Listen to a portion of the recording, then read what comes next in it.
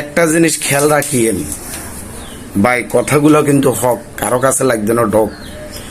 1971 সালে বাংলাদেশ যখন স্বাধীন হয়, আমেরিকা কিন্তু বাংলাদেশের বিরোধিতা করেছে।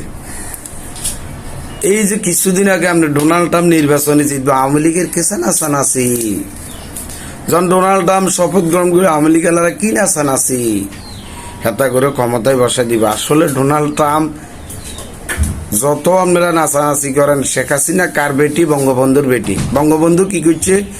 পাকিস্তানের কাছ থেকে বাংলাদেশটারে ছিনিয়ে আনছে।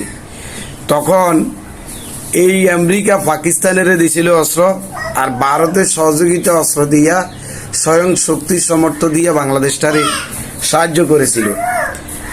এখন পাকিস্তানের বুদ্ধি পরামর্শ আমেরিকায় ধরব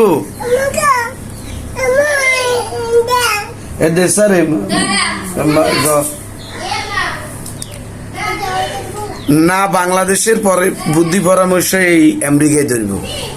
ভাই, আপনাদের কাছে আমার এই প্রশ্নটা থেকে গেল, কমেন্ট বক্সে জানাবেন। এত মিষ্টি আবে তাবে খাই, হেড নষ্ট করিয়েন না, যা করার আপনারাই করতে হইব।